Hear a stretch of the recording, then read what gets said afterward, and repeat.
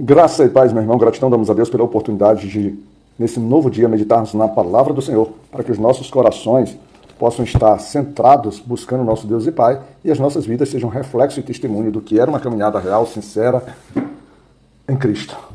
A nossa meditação irá pelo primeiro livro de Crônicas, capítulo 18, versículo 11. Nele está escrito: os quais Davi também consagrou ao Senhor, juntamente com a prata e o ouro que trouxeram de todas as nações, dos Edomitas e dos Moabitas e dos filhos de Amon e dos filisteus e dos Amalequitas. No capítulo de hoje, no devocional de hoje, sempre lembrando que nós estamos trabalhando o livro de Crônicas. E o livro de Crônicas não é um livro real dos acontecimentos do momento. O livro de Crônicas é um livro em que traz, por exemplo, ele concatena as histórias do povo de Israel antes de ir para o cativeiro, e ele está sendo contado para o povo de Israel que volta do cativeiro babilônico, depois dos 70 anos. Ou seja, é como se você tentasse recontar a tua história, a história da tua vida para teus filhos. Você vai pegando os principais pontos, de modo que você dê referência para ele positivas, ou seja, você quer mostrar esperança para sua família, para seus filhos. Assim, o cronista, o cronista aqui, o escritor de crônicas, vai trazendo. Então, por diversas vezes, para que você possa compreender o livro de crônicas, certamente você tem que estar lendo, principalmente toda a história do livro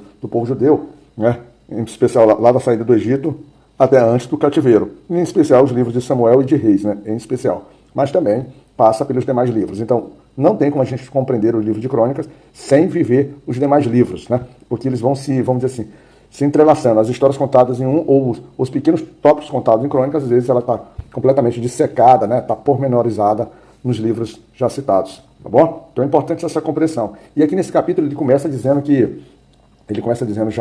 já no versículo primeiro dele, diz assim: depois disso aconteceu que Davi feriu os filisteus e os abateus, tomou Agate e os lugares da sua jurisdição das mãos dos filisteus. A história então ela já começa a retratar que Davi, ou o povo judeu, ele se encontra em combate, ele está em evolução. Nós viemos no devocional de ontem da vontade de Davi edificar o templo, mas a sua vontade ela foi limitada pela própria vontade do Senhor, quando disse que ele não construiria. Mas em contrapartida, ele não construiria, mas não tira de Davi o propósito. Davi, ele vai começar o trabalho para preparar, como nós dizemos, através do seu trabalho, na sua expectativa, para que os seus descendentes possam honrar o Senhor, Ou seja, ele não fica parado, nós dissemos isso ontem. E Davi aqui nesse processo, vamos dizer assim, está dando mote a essa ideia. Ele começa a encarar de frente seus problemas, e um dos grandes problemas que o povo judeu tinha era os filisteus. Combate, vamos dizer assim, sempre muito presentes. Mas aqui Davi, ele resolve encarar de frente os filisteus e começa a retomar terras que estavam na mão dos filisteus, que pertenciam ao povo. E essa cidade de Gate era uma das 5 cidades que os filisteus usavam ali como suas bases. Então Gate e toda a sua jurisdição, Davi, ao derrotar aqui dos filisteus, ele retoma para os judeus. Agora, o grande detalhe desse capítulo é que, muito mais que tomar essas terras, Davi, ele começa a entrar em combate com diversos povos. E aí, entre eles, quando nós vamos ver lá no capítulo 11 mesmo, como nós vimos, tem os amonitas, os filisteus, os amalequitas, os edomitas e os moabitas. E na sucessão, quando ele diz que dos moabitas, o interessante é que todos esses povos vão sendo vencidos e vão se tornando servos. Mas voltando sobre a questão dos moabitas, os moabitas eles são interessantes. Os moabitas, primeiramente, eles são um povo literalmente relacionado, vamos dizer assim, uma parentela do povo judeu, porque eles são originados ali no pecado de Ló com suas filhas. Às vezes eu fico pensando na minha umidade, na minha falta de conhecimento, o que levou Ló a engravidar suas filhas e a forma como aconteceu. Primeiro que parte do princípio que eles pensavam dentro da cultura deles que todo mundo havia se acabado e só existia só eles mesmo no mundo. São coisas que a gente, de fato, a gente mergulha a nossa fé a viver, a acreditar nisso, porque são relatos bíblicos, Mas, humanamente, a gente se vê com uma grande dificuldade, até uma certa resistência de entender a história disso, se não passar que em próprio Ló e nas suas filhas ali, não houve assim, uma permissão da prática do pecado, Não estou dizendo isso, estou dizendo de uma forma grossa. Eu só sei que a partir desse pecado dele, ou das suas filhas, com ele, a gente tem a formação do povo moabita. Mas o interessante desse povo moabita, muito mais que isso, dessa parentela com o povo judeu, é que Davi, quando começou a ser perseguido, foi justamente eles acolheram Davi. Eles acolheram Davi e depois Davi coloca lá sua família para, por exemplo, para ser cuidada ali pelo rei de Moabe. E com mais ainda, quando a gente vai ver a história de Boaz, de Ruth, de Noemi, mais uma vez os moabitas estão presentes ali na cultura e vendo que justamente de Moabe, foi de Moabe no sentido de vindo ali vindo ali de Ruth, né, é que vem ali também a linhagem de Davi. Ou seja, mas mesmo assim, Davi luta contra os moabitas e também os faz servos de Davi, né?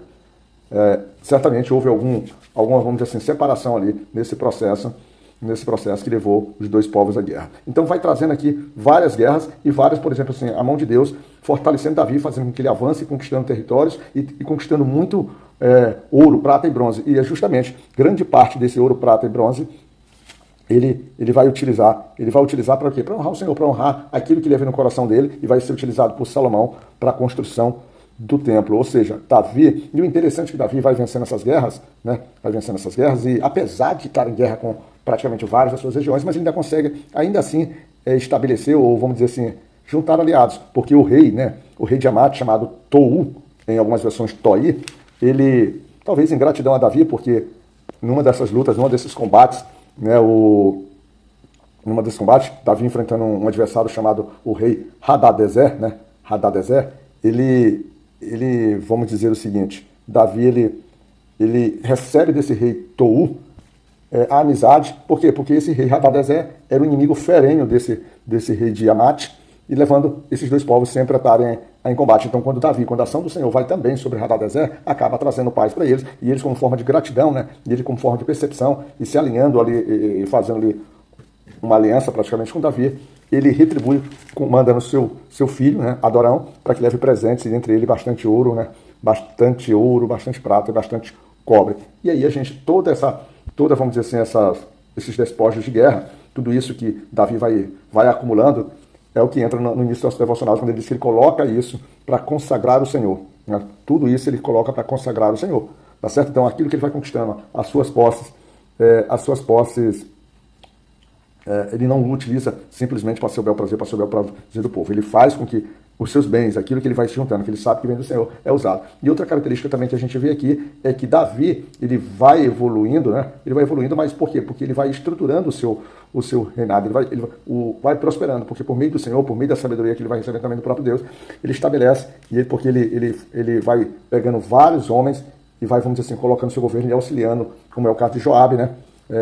Como é o caso de Joabe, que passou a governar o exército, Eliúde, que era o chanceler, que era o grande homem da política, vamos dizer assim, que ele pega os Zadok e outros para serem sacerdotes.